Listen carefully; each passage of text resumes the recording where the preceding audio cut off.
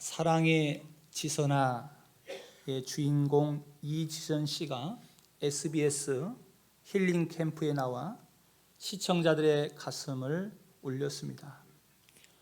이지선 씨는 이화여대 재학 중에 오빠가 운전하는 차를 타고 가다가 가해자가 다치는 이 교통사고로 전신 55%, 절반 3도 중화상을 입고 40번이 넘는 대수술을 했습니다.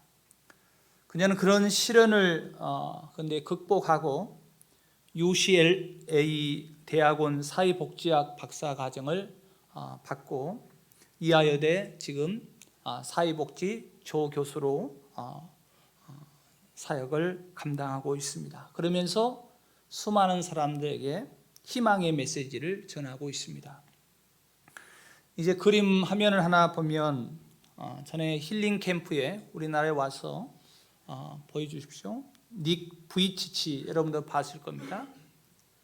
이 호주 사람입니다. 여러분 보신 대로 태어날 때부터 양손 양발이 없는 기형아입니다. 그리고 작은 발가락이 2개 달린 기형적인 왼발이 있죠. 그 왼발에 볼펜을 묶어서 글도 쓰고 컴퓨터도 하고 축구도 하고 이분이 수영도 하고 서핑도 즐기고 드럼도 쳐요. 그리고 30개국에 돌아다니면서 복음과 희망을 전합니다. 미소를 잃지 않는 사람, 그래서 미소 천사라, 희망의 전도사라는 말을 했어요. 여러분, 이런 불행한 사건을 통해서 이런 상황 가운데 여러분은 어떻게 바라보세요? 어떤 관점으로, 어떤 시각을 가지고 바라보십니까? 오늘 본문 1절에 예수께서 길을 가실 때에 날 때부터 맹인된 사람을 보신지라 그랬습니다. 오늘 본문에도 이와 마찬가지로 날 때부터 맹인된 사람을 보신지라 그랬습니다. 날 때부터 맹인된 불행을 안고 살아가는 사람들이 우리 주변에도 있습니다. 오늘 성경뿐만 아니라 주변에도 있어요. 너무도 행복한 가정 안에 행복했는데 장애아가 태어난 거예요. 7년 동안 열애해가지고 결혼을 했는데 8년째에 아내의 눈이 멀어버려요. 가정이 우환이 생기고 가족 중에 갑자기 암 환자, 큰 질환에 걸린 사람이 갑자기 등장하는 거예요. 심지어 희귀병에, 듣지도 못한 희귀병에 걸린 사람이 있고, 또 태어날 때에 정신박약으로 태어난 사람이 있어요. 이럴 때 여러분들은 어떤 관점으로 바라보냐 이거죠. 오늘 성경은 그 얘기를 해주는 거예요. 그래서 2절에 제자들은, 예수님의 제자들은 이렇게 얘기하는 거예요. 제자들이 본문을 펴도요. 2절 제자들이 물어 이르되 예수님, 이 사람이 맹인으로 난 것이 누구의 죄로 인함입니까? 자기 죄 때문입니까? 아니면 부모의 죄 때문입니까? 이렇게 얘기한 거예요. 이런 사건에 대해서 제자들은 잘못된 시각과 잘못된 관점을 가지고 질문을 하는 거예요. 누구의 죄 때문입니까? 앞을 보지 못하는 거, 날 때부터 앞을 보지 못하는 사람이 불편하고 힘들죠. 그런데 그것을 죄로 본 것이죠. 죄로 보면 어디냐? 누구의 죄냐? 네 죄냐? 부모의 죄냐? 조상죄냐? 이렇게 따지는 거예요. 본인의 죄라는 것은 전생에 어떤 죄를 지었냐 이렇게 접근하기 시작하는 거예요. 전생에 그가 하도 못되게 굴어가지고 태어날 때부터 이런 거야 이렇게 얘기를 하는 거예요. 전생에 눈으로 지은 죄가 많기 때문에 시각장애로 태어났다는 거예요. 이게 세상 사람들의 관점이에요. 그게 매몰되어 있으니까 그렇게 질문을 하는 거예요. 전생에 얼마나 못된 짓을 했기 때문에 저렇게 희귀병 가지고 태어났냐라고 얘기를 하는 거예요. 이게 제자들의 관점이요, 유대인들의 관점이요, 오늘 이 시대를 살아가는 사람들의 관점이에요. 그래서 이 맹인이 난 것이 전생의 죄냐고 물은 거예요. 여러분, 시각장애가 이 소리를 들으면 얼마나 충격이에요. 2번 죽이는 거죠. 시각장애로 태어난 것도 억울한데 전생의 죄가 어해서 그랬다니까 얼마나 힘들겠어요. 또 하나의 불행의 원인을요, 그 본인뿐만 아니라 뭐라냐, 부모의 죄입니까? 그래요. 부모의 죄를 들고 있어요. 여러분, 내 자녀 중에서, 친척 중에서 손주들이 시각장애로 태어나면 그 부모의 가슴이라는 것은 얼마나 힘들겠어요. 얼마나 고통스럽겠어요. 제일 미안한 마음을 가지는 사람이 부모예요. 그런데 사람들은 뭔 부모가 그렇게 잘못돼 가지고 죄를 지어갖고 이렇게 얘기를 하는 거예요. 부모가 죄인가? 그럴 수도 있어요. 사람이 타락해서 성병에 걸려서, 산모가 성병에 걸려서 그 아이가 시각장애로 태어날 확률도 있어요. 에이즈 환자가 그 부모 때문에 그렇게 나올 수 있어요. 또 임신 중에 약을 잘못 먹어가지고, 그리고 원치 않는 임신을 해서 약을 먹다가 시각장애로 태어날 수 있어요. 내가 젊었을 때 좀 몸가짐을 잘할 걸 하는 후회스러운 마음이 있을 수 있어요. 그런 경우도 있어요. 하지만 오늘 본문에는 그렇게 모든 것을 죄로 다 판단할 수 없는 사건이 있음을 우리 주님이 말씀하고 있는 거예요. 그 당시 때 제자들이나 유대인들은 불행은 다 죄라고 생각했어요. 가난한 것도 네가 죄고, 질병도 죄고, 모든 것이 죄라고 생각했어요. 그래서 이런 불행이 오면 너 당신 탓이야, 내 부모 탓이야, 묘자리 탓이야, 계속 남을 탓하기 시작하는 거예요. 왜? 그 모든 불행이 다 죄라고 생각하기 때문에 누군가를 탓해야 되는 거예요. 욥기서에 보면 욥이 하루아침에 자기 자녀들을 다 잃어버려요. 그럼 얼마나 충격입니까?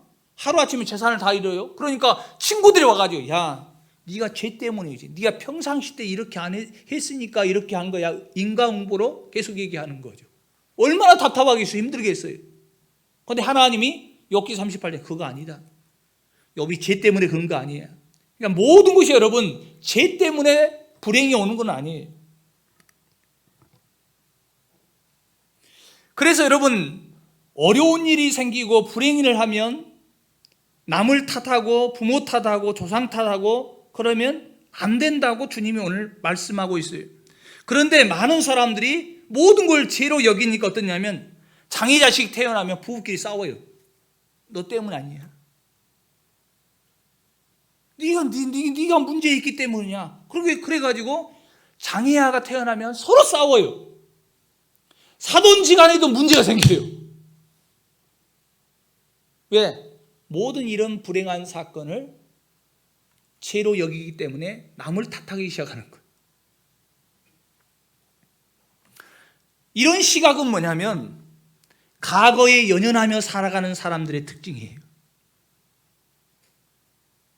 병의 문제를 과거로 계속 돌리는 거예요. 여러분, 우리가 어떤 불행을 닥쳤을 때 과거 얘기를 계속 꺼낸 사람은요, 점점 더 불행해져요. 누구 때문에, 누구 탓 때문에 내가 이렇게 된 것은 누구 탓이야, 아니면 내가 그때 잘못했을 때 그때 내가 실수했어 하면서 과거를 계속 떠올리는 사람이 있어요. 여러분, 좋은 추억의 과거는 떠오르면 행복해요. 그런데 나쁜 추억의 과거는 나를 불행하게 만들어요. 계속 불행하게 하는 거예요. 제자들은 과거의 관점을 가지고 있었어요. 그래서 자기가 지금 당하는 이 고통과 이 모든 것을 자기에게 원망하고, 부모에게 원망하고, 남편에게, 아내에게 계속해서 원망하는 거예요. 우리의 신앙 속에도요, 과거 지향적인 사람이 있어요. 내가 왕년에 이렇게 신앙생활 했는데, 내가 지금은 열정 없음을 왕년으로 다 대체해버리는 사람이 있어요. 과거가 그를 망쳐놓은 거예요. 신앙이 더 이상 성장하지 않아요. 부부싸움에도 가장 큰 문제는 뭐냐면 미래를 얘기하는 것이 아니라 과거에 당신이 어쨌는데, 과거에 부모님이 나에게 어떻게 했는데, 과거에 남편이, 아내가, 네가 어떻게 나에게 했는데, 과거를 계속 따지는 사람은요, 남의 탓을 하는 거예요. 부모 탓하고 남편 탓하고 아내 탓하는 거예요. 그게 오늘 2절에 나오는 제자들이 날 때부터 맹인된 사람을 통해서 누구 탓입니까? 누구 죄 때문이에요? 그거예요. 자기 죄 때문입니까? 아니면 부모의 죄 때문입니까? 그런 거예요. 그러면 예수님은 날 때부터 시각장애로 태어난 우리가 불행하다, 정말 안 됐다 했던 그 사람에 대해서 어떻게 말씀하신가? 3절을 보십시오. 3절에 한번 같이 읽어볼까요? 시작.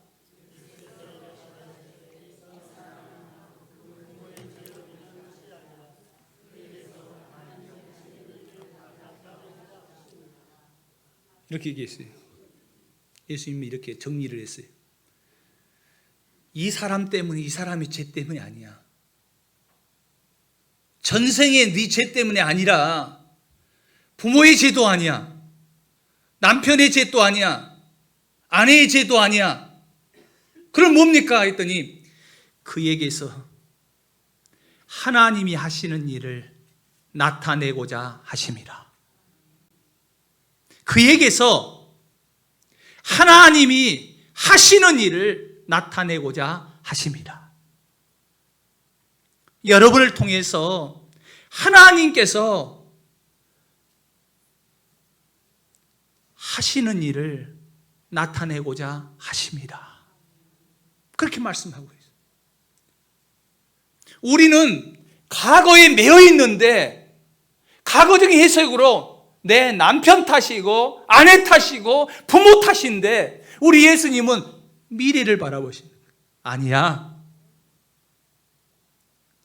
그 아이를 통해서 하나님이 하시는 일을 나타내고자 하심이라고 말씀하고 있습니다.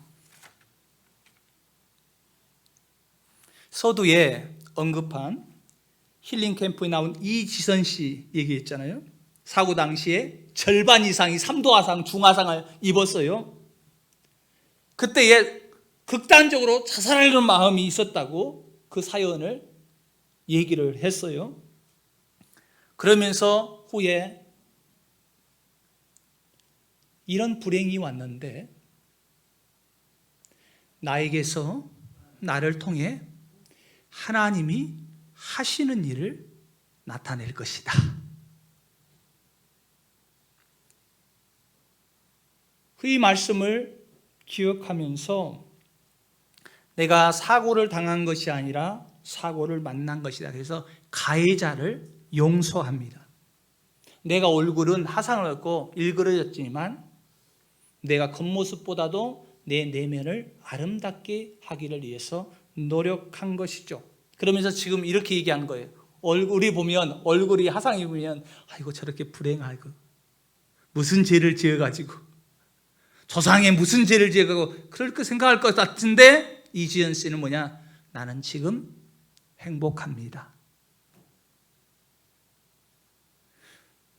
여러분들은, 우리는 불행하게 생각하는데 그 사람은 나는 행복합니다. 그게 뭐냐? 과거를 보지 아니하고 미래에 하나님께서 나를 통해서 일하실 것을 바라보면서 항상 하나님 앞에 감사하더라는 거예요. 두 번째, 여러분 그 그림에 보면 두 팔이 없고 두 다리 없으면 여러분이 어떻게 해요? 여러분 같으면 어떻게 해요? 여러분 자녀 가운데 그렇게 태어났다면 생각해 보세요. 여러분의 자녀가 그렇게 태어났다 생각해 보세요. 여러분의 손주가 혹시나 세상에 머리와 몸통은 있는데 두 팔이 없고 두 다리가 없다 생각해 보세요. 그럼 우리는 머리에다 수건을 싸고 밤새도록 그거 같다면서 울면서 그럴 거예요.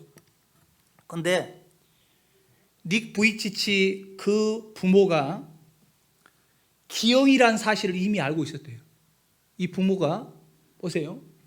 이 부모의 관점은 부모가 이미 알고 있어요. 그래서 의사가 뭘 좀 물어보겠습니다. 이렇게 물어요. 출산을 할 거냐? 두 팔이 없는데, 두 다리가 없는데 의사가 물는 거예요. 출산할 겁니까? 라고 물어본 거예요. 앞으로 키울 거냐? 장애인 시설에 이탁할 것이냐? 제자들의 관점과 일반 사람들의 관점은요, 아이고, 내가 무슨 죄를 지어가지고 이렇게 내 자녀가, 내 손주가, 내 친척이, 내 부모가 이런가 하면서 절망하고 하늘을 원망하고 낙담하고 자살하거나 세상을 회피하는 사람들이 얼마나 많아요. 그런데 이 사람의 부모가 이렇게 고백을 한 거예요. 그 의사에게. 우리 아이가 이렇게 태어났지만 하나님이 이 아이를 통해서 하나님의 일을 드러내실 것입니다. 하나님은 이 아이를 통해서 일할 뿐만 아니라 우리 가정에 선물로 주신 것입니다. 하나님의 선물입니다. 하나님 우리의 가정에 주셨습니다.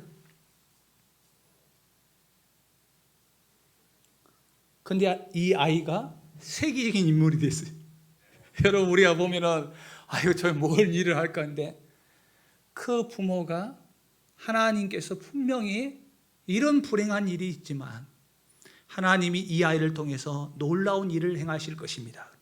만약에 여러분 보통 사람이었으면 아니 우리 집안에 뭔 죄가 있어가지고 너 같은 게 왜 태어나가지고 병신인데 왜 태어나가지고 그런 저주 같은 소리를 했으면요, 이 아이가 세계적인 인물이 되지 않았을 거예요. 그러나 자꾸 하나님이 네 죄 때문도 아니고 네 조상 탓도 아니고 네 부모의 죄도 아니고 하나님께서 이 아이를 통해서 하나님의 하시는 일을 드러내고자 하심이라 하고 기도했더니 아까 전에 수영도 해요? 서핑도 타요? 절대 불행할 생각 안 해요? 사지가 멀쩡한 우리들이 불행하다고 생각하고 살지. 여러분 오늘도 두 발을 달고 교회 왔지만 썽썽한 사람이 우리들이요. 나는 왜 불행하지? 나는 왜 이렇게밖에 못 살지? 나는 왜 이렇게 돈이 없지? 하면서 진짜 장애인은 우리예요. 건강한 육신을 가지고 있음에도 절망하고 좌절하고 있는 우리가 정말 장애를 갖고 있는 거예요. 정신적인 장애를 갖고 있는 거예요. 그런데 여러분, 양팔이 없고 다리가 없음에도 불구하고 그가 뭐냐면 나는 행복합니다 그런 거예요. 이 책상 위에 올라가가지고 넘어졌다가 막 머리를 해가지고 막 겨우 일어나면서 나는 행복합니다 그러면서 이런 멘트를 하더라고요. 여러분 자신을 소중히 여기세요. 여러분 자신을 소중히 여기세요.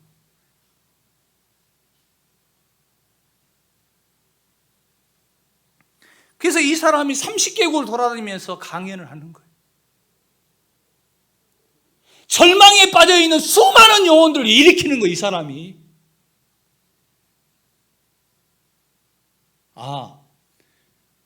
저게 불행한 것으로 끝나는 것이 아니라 하나님의 뜻이 있구나.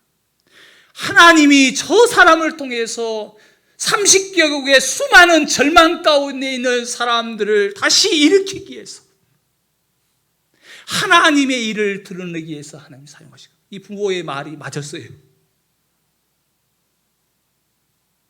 근데 그 부모가 그렇게 받아들이고 각오를 하면서 누구 죄 때문이냐 절망했으면요, 절대로 이 아이가 하나님 앞에 귀하게 쓰임받지 못했을 거예요. 그래서 이 닉이 부이치치가 책을 하나 썼어요.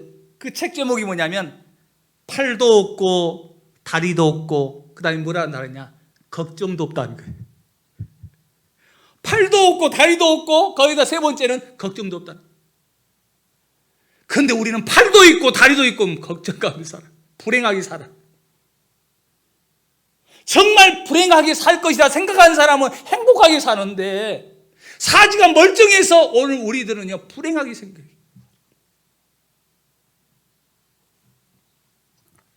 오늘 2절에 제자들이 물어 이르되 랍비요, 이 사람이 맹인된 것은 날 때부터 맹인된 것이 누구의 죄 때문입니까? 자기니까 아니면 부모의 죄입니까?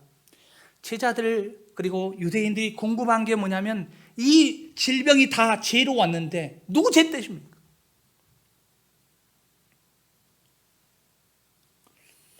이건 여러분 제자들뿐만 아니라 유대인뿐만 아니라 전 세계 사람들의 의식 속에 갇혀 있는 것이 바로 그거예요. 특별히 불교 문화권, 유교 문화권에 속해 있는 사람들이 이런 사상을 가져요. 우리나라도 불교와 유교의 영향권을 있기 때문에 교회 다니는 사람들도 집사님, 권사님들도 거기에 갇혀 있는 사람들이 있어요.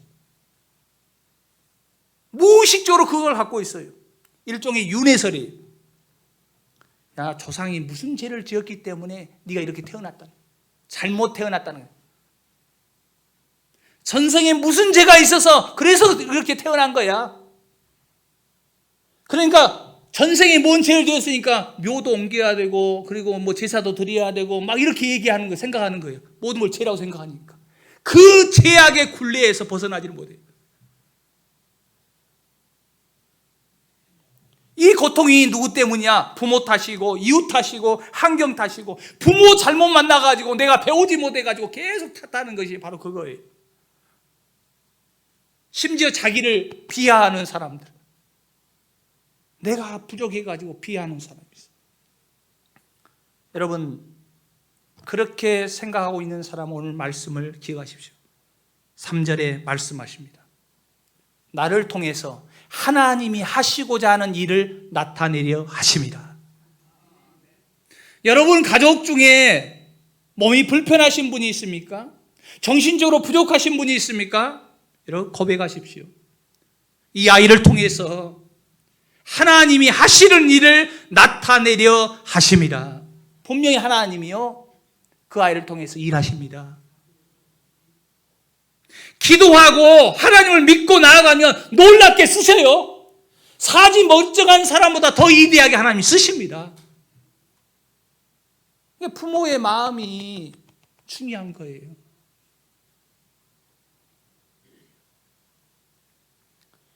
그래서 이 사람을 통해서 하나님께서 하시는 일을 나타내면 하는 거죠. 원인을 찾는 게 아니죠. 누구 죄 때문이니까 탓하는 게 아니죠. 뭐예요? 목적이에요, 목적. 이 아이를 통해서 하나님이 어떤 일을 행하실 것인가 목적의 말씀을 하고 있는 거예요. 그런데 사람들은요 원인, 인과응보 이 원인이 있기 때문에 이런 결과가 있는 거야. 항상 원인을 찾는 거예요. 하나님은 그게 아니야. 이 아이를 통해서 목적이 있다는 거예요. 여러분 오늘 이 유대인의 사고와 그리고 불교와 유교권에 속해 있는 사람들의 특징이 뭐냐? 그런 게 죄로 다 보는 사람. 아이고 저렇게 팔도 없이 태어났을까? 기형아로 태어났을까? 불쌍하게 불행하게 생각하는 사람에게 누가 그 소경에게 기대를 합니까? 오늘 본문에 날 때부터 그 소경에게 나는 당신을 통해서 기대를 합니다. 길거리 있는 소경에게 당신은 희망이 있습니다. 누가 얘기하는 거예요? 당신은 할 일이 있습니다. 당신에게는 소망이 있습니다. 이 사람아, 자네도 희망이 있어. 자네도 기대를 가져봐. 모든 것을 질병이나 환경이나 다 죄로 여기는 사람은요 절대요 소경을 향해서 당신을 통해서 하나님이 하실 일을 있습니다. 왜 절망해? 기대를 가지세요. 당신에게는 희망이 있습니다. 힘을 내세요. 절대 얘기 못해요. 지나가면서 아유 저 팔자소관이 뭐 안 좋은가 날마다 이렇게 얘기하고 지나가는 거예요. 그걸 뭐냐? 모든 것을 결과를 죄로 판단하기 때문에 탓하는 거예요. 찬양 사역자 중에 김석균 목사님이 찬양 중에 있어요. 왜 나만 겪는 고난이냐고 불평하지 마세요. 고난의 뒤편에 있는 주님이 주실 축복 미리 보면서 감사하세요. 그죠? 모든 것을 죄로 절망으로 여기고 불행으로 여긴 사람은요, 그럴 수 없어요. 그러나 고난의 뒤편에 있는 하나님이 주실 축복을 미리 보면서 감사하세요. 왜 이렇게 내 가정에 슬픔이 찾아왔는지 원망하지 마세요. 당신이 잃은 것보다 주님께서 우리에게 주신 은혜가 더 크다는 거예요. 힘을 내세요. 힘을 내세요. 주님이 함께 하시잖아요. 주님이 함께 하시잖아요. 주님이 손을 잡고 있잖아요. 하나님 앞에 믿고 기도하고 내 자녀를 위해서, 남편을 위해서, 아내를 위해서 정말 여러분 하나님 앞에 믿고 기도하면 여러분 가정에 놀라운 역사 일어납니다. 이 놀라운 역사 일어나요. 내가 생각지 못한 놀라운 일이 일어나요.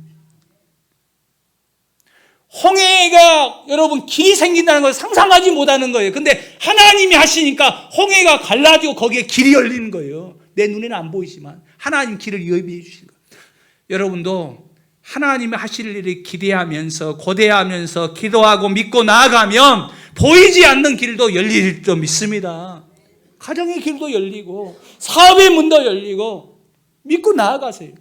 환경만 보라고 내 남편, 내 아내, 내 자식, 내 손주 항상 그 절망 가운데 살아가면서 울며 그러지 말고 하나님 앞에 맡기고 기도하세요. 놀라운 일이 일어납니다. 그게 하나님의 역사예요. 하나님의 역사. 우리를 절망하게 하고 좌절하게 만들고 침울하게 만들고 그리고 자살하게 만들고 그건 누가 하는 거예요? 마귀가 하는 거 아니에요. 마귀가. 지옥에 갈게 하려고 계속 절망 가운데서.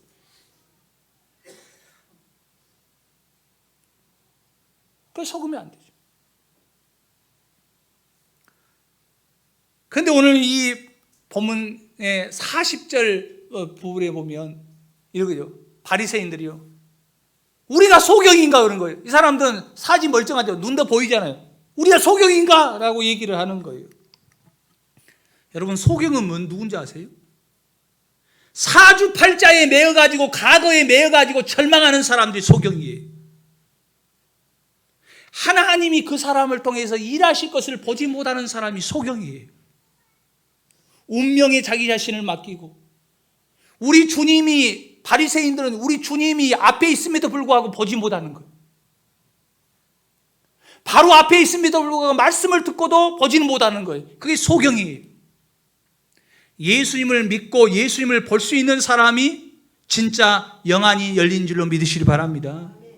열려야 되는 거예요. 깨닫지 못하는 거예요. 그러면서 아니 이 사람 정말 불행하게 생각했는데 이 사람을 통해서 하나님이 이루실 일이 있다는 거예요. 여러분 하나님이 이루시는 일이 뭔지 아세요? 요한복음 6장에는 이렇게 얘기했어요. 6장 39절에 나를 보내신 이의 뜻은 내게 주신 자 중에 내가 하나도 잃어버리지 아니한다. 다 구원하기를 원하신다. 요한복음 6장 40절 그 다음에 뭐라 했냐면 한번 따라합시다. 내 아버지의 뜻은 예수님을 보고 믿는 자마다 영생을 얻게 하는 것이라. 그게 하나님 주님의 일이 있다는 것이야. 예수님을 믿고 영생을 얻게 하는 것이야. 그러면 오늘 본문의 말씀을 보면서 아니 이 나면서부터 앞을 보지 못하는 사람을 우리 예수님이 어떻게 했냐? 진흙을 이겨가지고 그냥 낫게 하면 되는데 진흙을 이겨가지고 눈에서 바르니까 그러면서 신료한 곳에 가서 씻으라. 그래서 앞이 보이게 되는 거예요. 창세기 1장 2절에 온 우주 만물을 창조하기 전에 흑암이 가득했잖아요. 그때에 우리 하나님이 빛이 있으라 하니 빛이 있었어요. 그리고 창세기 2장 7절에 인간을 지을 때 뭘로 지었죠? 흙으로 지으셨어요. 그리고 그 코에 생기를 보시니 생명이 사람이 된지라 라고 말씀하고 있어요. 오늘 이 나면서부터 저주라 생각했던 이 사람을 통해서 우리 예수님이 눈을 뜨게 해주셨어요. 흑암에 있는 사람들에게 빛을 주셨던 그 하나님이 이 소경의 눈을 뜨게 하신 거예요. 인간을 지을 때에 그 진흙을 통해서 인간을 지은 것 같이 진흙을 발라서 새로운 창조 역사를 보여주면서 예수님이 누구냐 하는 것을 알려주는 거예요. 지금 네 눈을 뜨게 하는 분이 바로 창조주 하나님이다. 내가 하나님이다. 내가 구원자야. 내가 메시아야. 내가 주님이야. 라는 것을 거예요.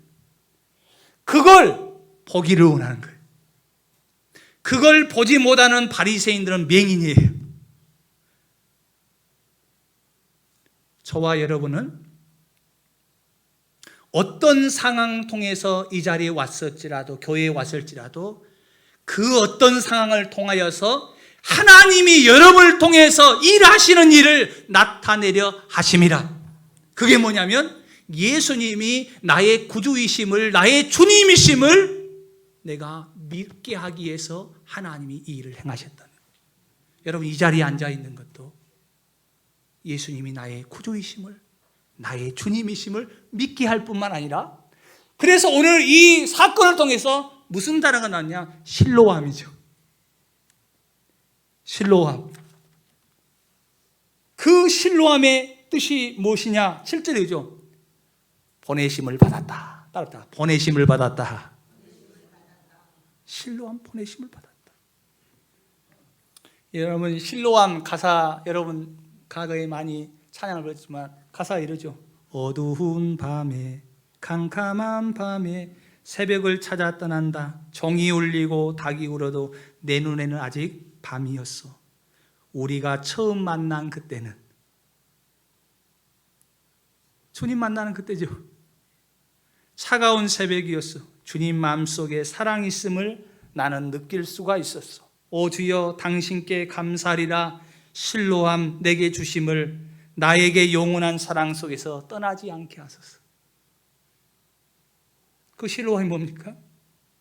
내가 전에는 주님을 몰랐는데 여러 가지 상황을 통해서, 환경을 통해서, 가정의 어려움을 통하여서, 그게 제 탓이 아니라 예수님을 만나는 기회로 하나님이 이끌으셨다는 거예요.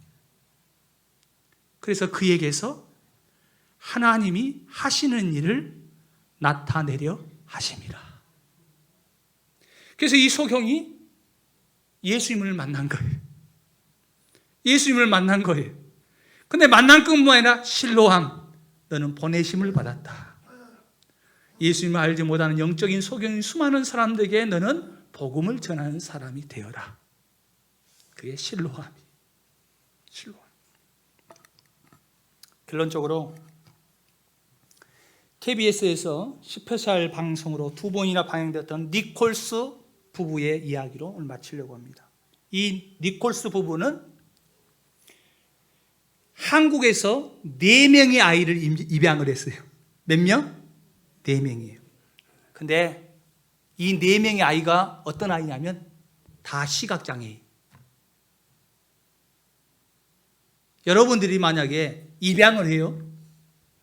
여러분이 자녀 가운데 아이를 못 낳아서 입양을 해요.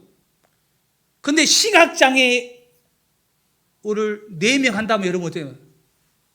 펄쩍 뛰고 난리 났을 거예요. 쫓아가서, 야, 네가 정신이 있냐?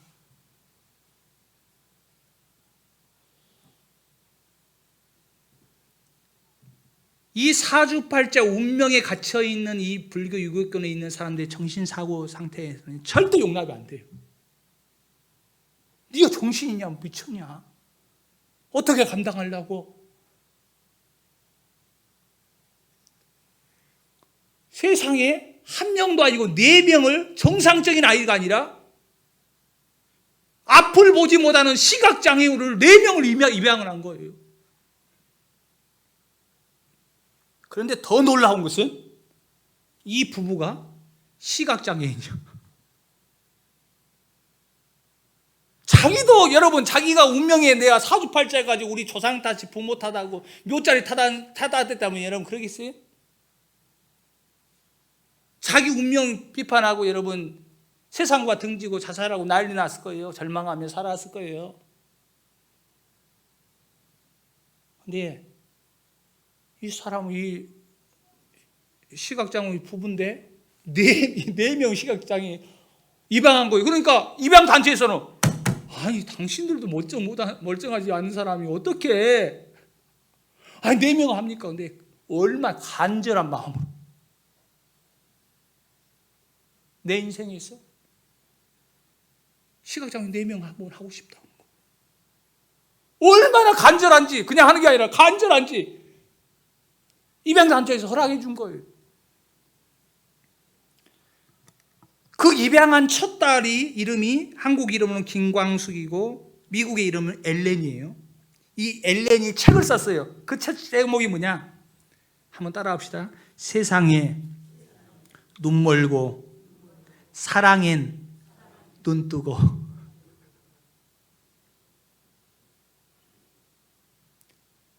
이 부부를 통해서 자기가 입양받는데 부부를 통해서 하나님의 사랑을 느꼈다는 거예요.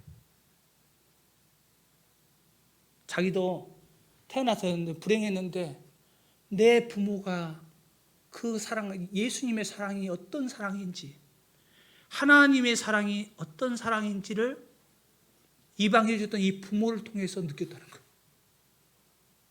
그리고 우리 부모가 얼마나 나를 사랑하는지 느꼈다는 거예요. 이걸 뭐라는지 아세요? 실로암, 보내심을 받았다. 보내심을 받았다. 이걸 통해서 이 땅에 하나님이 나를 보내셨구나. 실로암, 보내심을 받았다. 그 엘렌이 한국에 왔어요. 그 KBS TV에 나와가지고 어머니를 찾아요. 그러면서 이런 단어를 했었어요. 말을 했어요. 어머니, 어머니, 내가 다 이해합니다. 저를 버릴 수밖에 없었던 상황을 이해합니다. 어머니, 저를 만나주세요. 어머니가 찾질 않아요. 사주팔자에 매여 있는 사람은 절대 못 찾습니다. 근데 이 엘렌이 방송에서 이렇게 했어요. 어머니를 내가 원망하지 않습니다. 그러면서 이렇게 했어요. 어디에서 사시든지 꼭 예수님 믿으십시오. 꼭 예수님 믿으십시오. 실로암이죠. 보내심을 받았다. 이 아이를 통해서 하나님이 하실 일을 나타내기 시작하는 거예요. 그 엘렌이 수많은 사람들에게 돌아다니면서 하나님의 사랑이 어떤 것인지, 예수님이 어떤 분이신지, 부모의 사랑이 무엇인지, 하나님이 나를 향해서 당신을 향해서 계획하신 것이 무엇인지, 하나님이 여러분에게 기대하고 있는 것이 무엇인지를 전하기 시작하는 거예요. 실로암이죠. 나를 보내셨다. 나는 버려졌지만 내가 하나님 안에서 다시 발견되었습니다. 나는 하나님을 나의 아버지라고 부를 수가 있습니다. 그러면서 수많은 사람들에게 전하기를 시작하는 거예요. 그게 오늘 본문의 3절 말씀이에요. 그 3절 말씀을 읽고 마치겠습니다. 한번 잘 봐세요. 같이 읽습니다. 시작. 예수께서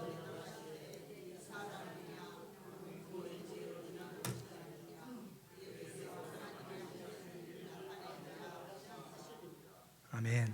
그에게서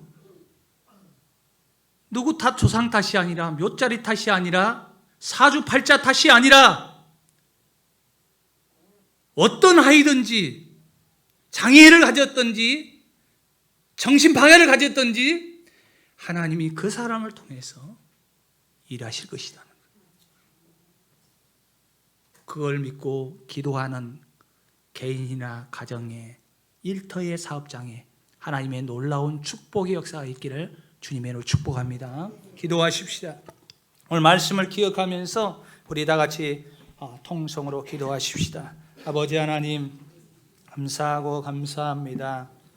우리는 이 땅에 수없는 그 어려움과 절망 가운데 있을 때에 우리는 하나님 세상 탓하고 원망하고 부모 탓하고 남 탓하고 아내 남편 탓하고 여러 가지 하나님 이 저주받았다고 원망하면서 살아가지만, 그러나 우리 주님께서는 그렇게 연약한 자를 통해서도 하나님께서 하실 일을 드러내고 싶다고 말씀하셨습니다.